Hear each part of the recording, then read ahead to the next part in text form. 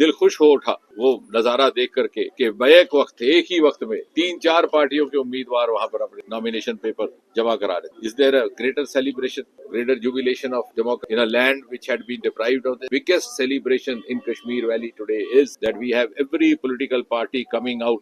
ये समझते हैं आज भी वो 3 बयानबाजी वाला माहौल और दौर जिंदा है, लेकिन आज वो नहीं। जब आपकी सरकार थी मरकज में, जब आपकी सरकार थी रियासत में, आप जरूरत नहीं करते थे अपने बंद कमरे से बाहर निकलने का। आज मोदी जी की सरकार के चलते आपको इस तरह की आजादी है कि आप खुली फिजा में घूम सकते। उस दहशत की आड़ में 8-10% वोट की उस बराए नाम जमहूरियत के पर्दे में पुष्ट दर पुष्ट कांग्रेस पार्टी अपनी सियासत चलाती रही। That's why for 30 decades I would rather say that these political parties did not want to have a kind of atmosphere where the voter turnout will go beyond 8-10%, so that they could manage that small voter turnout.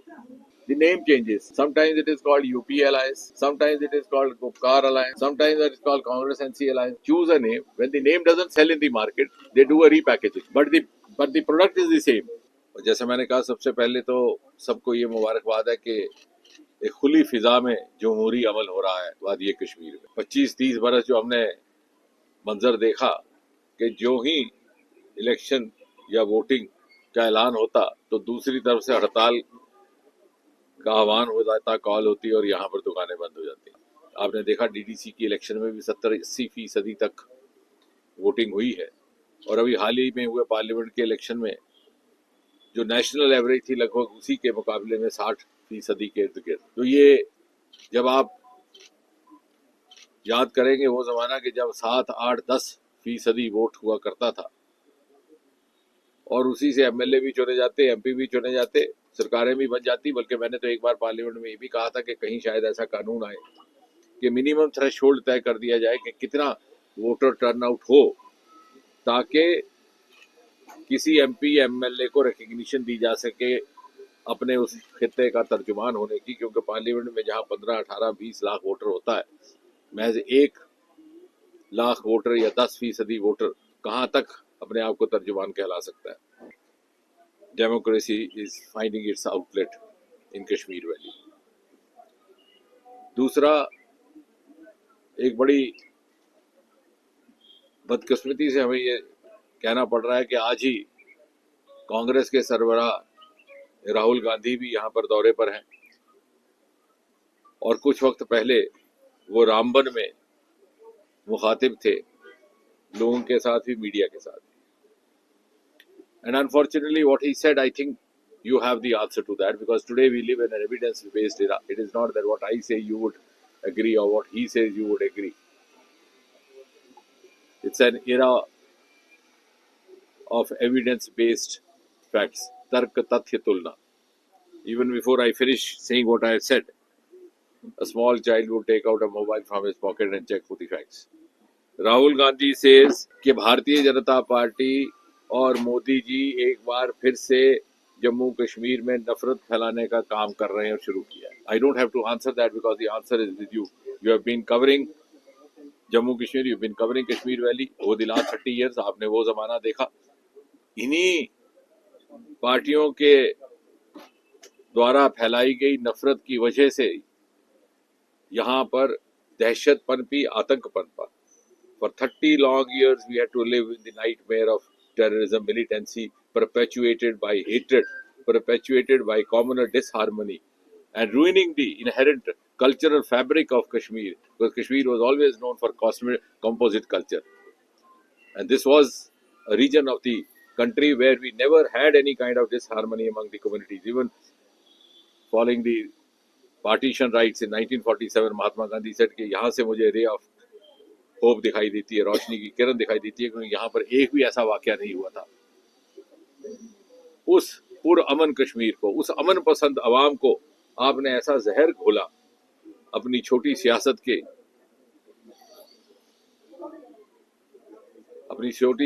की खातिर। And then you also did not hesitate joining hands with the perpetrators from across Pakistan, and you ruined in the process 3 generations of Kashmiris over the last 3 decades. And जब इतनी मेहनत के बाद, इतनी मुशक्कत के बाद, after a lot of effort, after a lot of sincere endeavor, Prime Minister Modi has been able to restore that normalcy when you can with liberty, move around in Lal Chowk whenever you want to have an ice cream.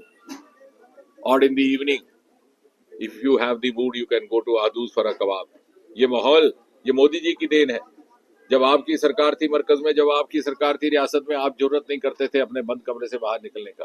आप ही की सरकार मजबूर रखी थी कि आप बाहर नहीं जा सकते थे। आज मोदी जी की सरकार के चलते आपको इस तरह की आजादी है कि आप खुली फिजा में घूम सकते। लेकिन हुआ क्या है, 30 बरस तक उस दहशत की आड़ में 8-10% वोट की उस बराए नाम जमहूरियत के पर्दे में पुश्त दर पुश्त कांग्रेस पार्टी अपनी सियासत चलाती रही। And when that myth has exploded, they are actually looking for it to be restored again. They want to push back Jammu Kashmir, particularly Kashmir Valley, into the same turmoil out of which Prime Minister Modi has pulled it out with tremendous effort. And I'm sure the common man walking in the streets of Srinagar will never allow that. This is a land of aspiration. Our youth is highly aspirational. He does not wish to miss the bus. Today, India is the 5th economy in the world. We are the 3rd startup system in the world. We have risen in the global innovation index from 81 to 40. We are becoming the most favorite destination in the world, both for entrepreneurship, both for employment.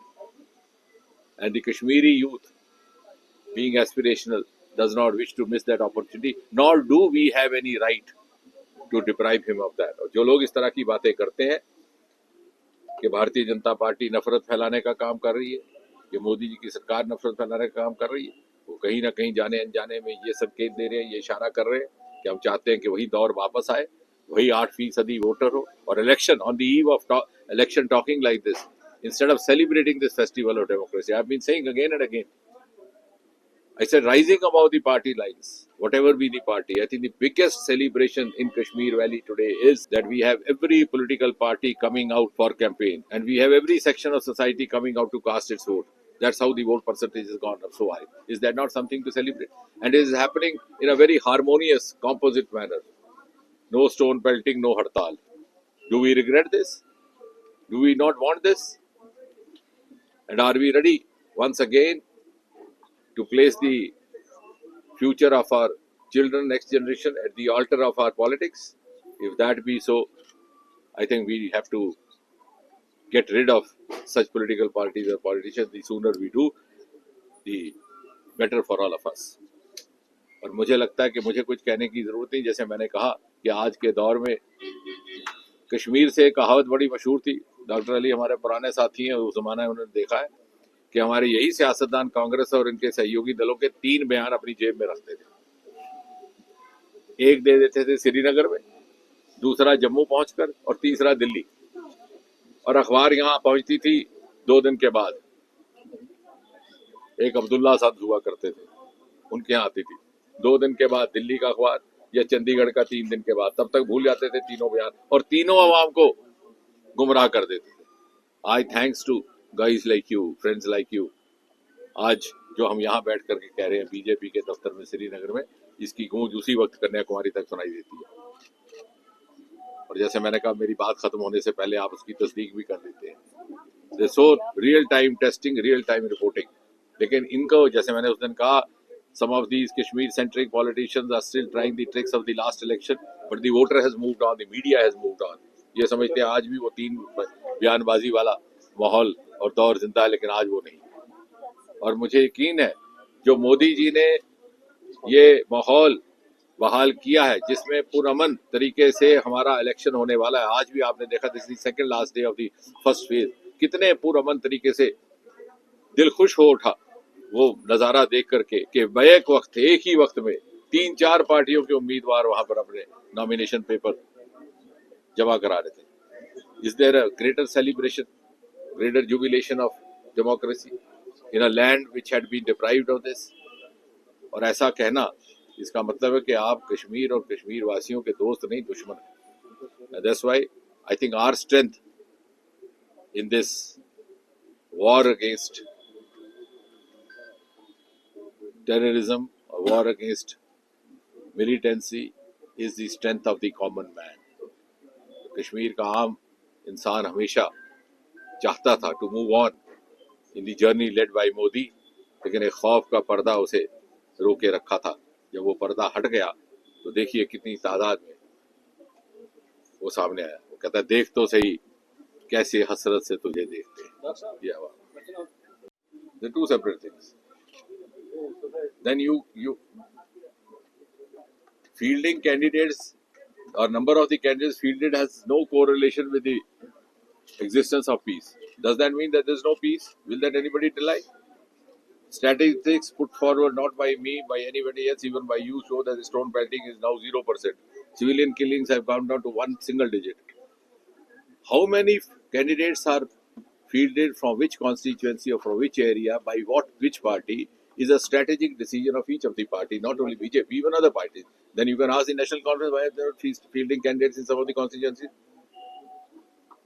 So that's a political strategy adopted by each of the political parties depending upon their assessment and their study of the situation. But they have not left any seat uncontested. So you had 8 seats, right? 9 seats. No, that's not true. That may be a strategic move also. Dr. Saab, you were Yeah, before I answer that, I'll try to put across to you. You tell me, is there no development? Your Jahangir Chowk flyover was lying stagnant for decades together, is not now been revived. Is there not ring road in progress? Is there not aims there? Who can deny? I said it's an evidence based. You don't have to trust what I say. You go and check degree colleges. So many things. It is. The development had been stalled for whatever reasons for 3 decades. That is one aspect. The other aspect is how many seats the BJP gets and how it moves on. That I think we'll again sit together on the 8th of October. did that convert into the vote for? I think that besides that, what is more important is that we have today a huge turnout of voters, which is also attributable to the efforts of the Bharatiya Janata Party government led by Prime Minister Modi. Because there was sincerity, there was commitment, there was no vested design not to allow the democracy to open up as freely as it should have. And that's why for 30 decades, I would rather say that these political parties did not want to have a kind of atmosphere where the voter turnout will go beyond 8-10%, so that they could manage that small voter turnout. And of course, as far as the 50 plus or 60 plus or 90 is concerned, we'll discuss that on the 8th of October. So we are aware that late budget. Recently, a few years back, at that time, everybody praises Prime Minister Modi as he is trying to make the relations strong with the neighboring countries. So why BJP is raising fingers towards anyone right now if someone is talking or favoring against Pakistan to make the relations strong, so that the terrorism will be over. No doubt that terrorism almost is over in Kashmir Valley. But what about the Jammu? No. Who says? See, there was a transitory shift of focus by the terrorists from the Kashmir Valley to Jammu. That again is a contributory evidence to the fact that they were facing the heat in Kashmir Valley. And the common man was out. There was no support from the common man. That means most of it was sponsored from the extraneous sources or external sources. So when the heat was felt, they tried to shift the focus to Jammu region. But then the security forces have also revised their strategy, which of course can't be discussed in public. And following that, I'm sure in next few days or months, there'll be end of that. There's no widespread militancy or terrorism witnessed in Jammu as it was here maybe in 90s or in the early first decade of this century. It is a good sign, but did Absolutely. BJP or government of India interested to make the relations more stronger with the neighboring I think, so that the terrorism will see, be over Prime also in Minister Jammu? Modi, now there are two aspects to it. A, if you want a very direct answer, I'm not entitled to that because these are very sensitive questions. The Ministry of External Affairs has cognizance of inputs which are dynamic, and therefore I would not like to speak out of turn. But if you see in principle, in totality, you recall the day of 26 May 2014, when Narendra Modi was to be sworn in as Prime Minister. He called all the heads of state from the neighboring country. The neighbors first was and always been India's approach. But then you have to clap with two hands. You can't shake hands with a clenched fist. So I don't. India has, and Prime Minister Modi has never been averse to having good relations.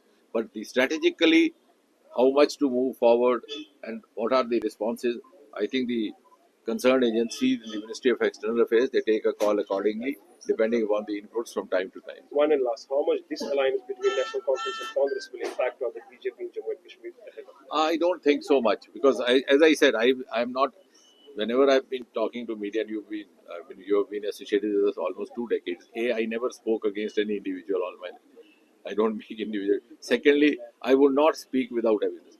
Now, if the evidence is that in the media it sounds very glorious, New Alliance, India Alliance, but if you see otherwise, it has existed there for almost 50. The name changes. Sometimes it is called UP Alliance. Sometimes it is called Gupkar Alliance. Sometimes it is called Congress NC Alliance. Now, for example, even in Lok Sabha in 2014, take my own case.